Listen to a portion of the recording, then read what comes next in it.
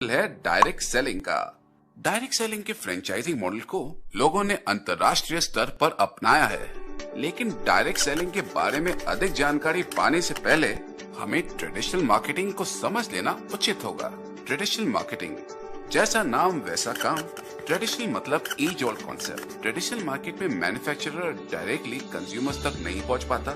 उनकी प्रोडक्ट्स को कंज्यूमर्स तक पहुंचने के पहले बीच के सारे पड़ाव से गुजरना पड़ता है, जैसे कि CNF एजेंट, सुपर स्टॉकिस्ट, सब स्टॉकिस्ट, होलसेलर, रिटेल सेलर और कई सारे पड़ाव। और साथ ही उनकी एडवर्टाइजमेंट्स के लिए सेलिब्रिटीज को फीस भी बहुत ज्यादा देनी पड़ती है। ट्रेडिशनल मार्केट से कुछ नुकसान भी होते हैं, जैसे कि पैसिव कस्टमर्स, ब्रीफ एडवर्टाइजमेंट्स जिसमें ज्यादातर सिर्फ एक तरफा कम्युनिकेशन होता है, और मार्केटिंग के कुछ पुराने तरीके जो पुराने एडवर्टाइजमेंट कैंपेनिंग के तौर तरीकों पर निर्भर रहते हैं, जैसे कि न्यूज़लेटर, बिलबोर्ड्स, फ्लायर्स या फिर न्यूज़पेपर प्रिंटिंग। कई सारी ट्रेडिशनल मार्केटिंग अपनाने वाली कंपनीज के द्वारा ये साबित हुआ है कि मार्केटिंग के ये ट्रेडिशनल तरीके प्रभावी जरूर होते हैं, पर इनमें रिस्क फैक्टर भी काफी ज्यादा शामिल रहता है। ये रिस्क फैक्टर्स कई कंपनीज के लिए काफी महंगे साबित होते हैं। अब वापस आते हैं डायरेक्ट सेलिंग पर। एक सामान्य भाषा में कहे तो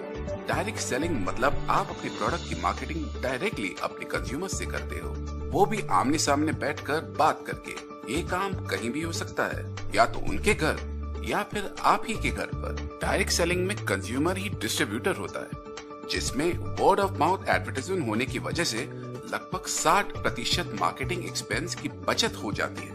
इस बची हुई राशि को बिजनेस ओनर्स के बीच बांट दिया जाता है, जिससे वो अपने प्रोडक्ट्स को अन्य तरीकों से अपने कंज्यूमर्स तक प्रमोट कर सकते हैं। डायरेक्ट सेलिंग का फायदा कुछ इस प्रकार है। प्रोडक्ट्स की मार्केटिंग सीधा कंज्यूमर्स तक, फेस टू फेस इंटरेक्शन, घर से काम करने की आजादी, महिलाओं का सशक्तिकरण। तो आइए नजर डालते हैं डायरेक्ट सेलिंग की 3 महत्वपूर्ण बातों पर। डायरेक्ट सेलिंग में सारे डायलॉग सेलर और बायर के बीच में ही होते हैं।